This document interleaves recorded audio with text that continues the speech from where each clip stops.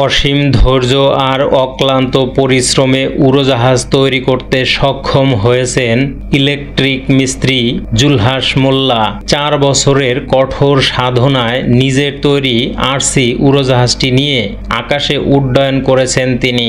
গতকাল মঙ্গলবার সকালে মানিকগঞ্জের শিবালয় উপজেলার যমুনার চরে জেলা প্রশাসক সহ স্থানীয় উৎসুক জনতার সামনে জুলহাস তার নিজের হাতে তৈরি উড়োজাহাজ নিয়ে আকাশে উড্ডয়ন করে সবাইকে তাক লাগিয়ে দেন।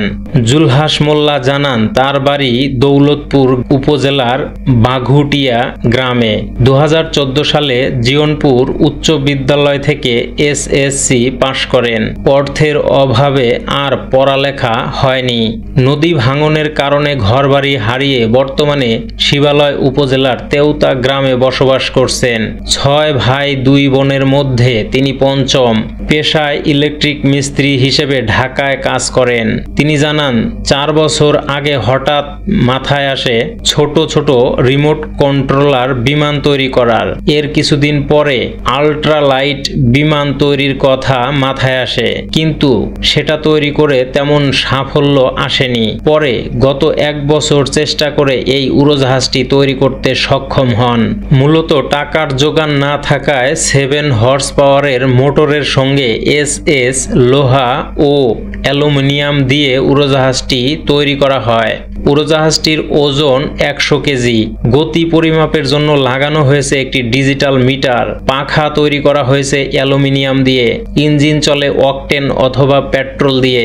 1 লিটার পেট্রোল অথবা অকটেনে 25 থেকে 30 কিলোমিটার ওড়ানো যাবে বলে তার দাবি। জুলহাস মোল্লা বলেন, উড়োজাহাজটির ঘন্টায় গতি সর্বোচ্চ 70 কিলোমিটার। কয়েকদিন আগে উড়োজাহাজটি সফলভাবে আকাশে উড্ডয়ন করতে সক্ষম হয়। তিনি বলেন, আমি জীবনে কোনোদিন উড়োজাহাজে উঠিনি।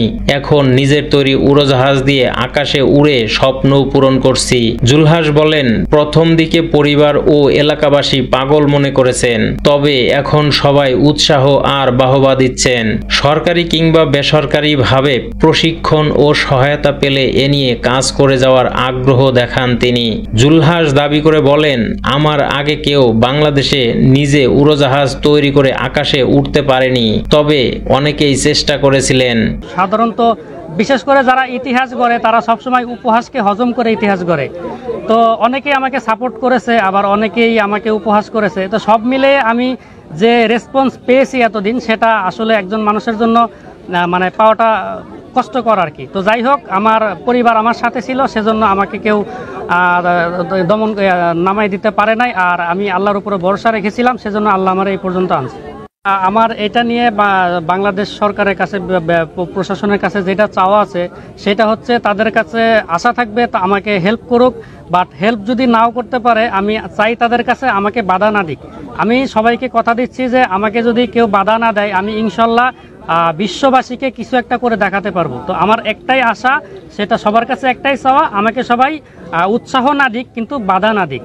জুলহাসের ছোট ভাই নয়ন মোল্লা বলেন, শুরু থেকেই আমি ভাইয়ের সঙ্গে ছিলাম। সব কাজ আমি সঙ্গে থেকে করেছি।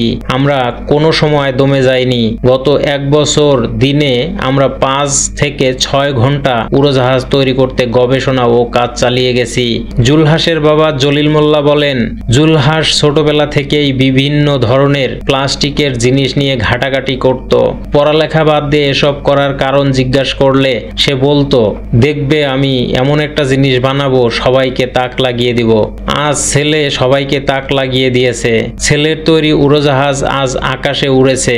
এখন সরকার যদি পাশে দাঁড়ায়, তবেই জুলহাসের স্বপ্ন বাস্তবায়ন হবে। জাফরগঞ্জ এলাকার গৃহবধূ রুকসানা খাতুন বলেন, সামনে থেকে কখনো উড়োজাহাজ দেখিনি। এলাকার ছেলে উড়োজাহাজ তৈরি করেছে, তাই দেখতে এসেছি। এসে দেখলাম জুলহাসের উড়োজাহাজ আকাশে উঠছে। তেওতা ইউনিয়ন পরিষদের চেয়ারম্যান মোহাম্মদ মোশাররফ হোসেন বলেন, জুলহাসকে নিয়ে আমরা গর্ব করি। এখন সরকারিভাবে ওর প্রশিক্ষণ ও সহায়তার প্রয়োজন। 3 থেকে 4 মিনিট জুলহাসের উড়োজাহাজ আকাশে উড্ডয়ন করে আবার নেমে আসে। আজ বেশি বাতাস থাকায় ঝুঁকি এড়াতে আর বেশিক্ষণ উড়োজাহাজটি আকাশে উড়ানো যায়নি। মানিকগঞ্জের জেলা প্রশাসক ডক্টর মনোয়ার হোসেন মোল্লা বলেন, সংবাদ পেয়েই আজ জুলহাসের উড়োজাহাজ দেখতে এসেছি। আমি সংশ্লিষ্টদের সদস্যদের সঙ্গে কথা বলে জুলহাসকে প্রয়োজনীয় সহায়তার বিষয়ে চেষ্টা করব। সত্যিই প্রত্যন্ত গ্রামের একটি ছেলের এমন আবিষ্কার সবাইকে মুগ্ধ করেছে।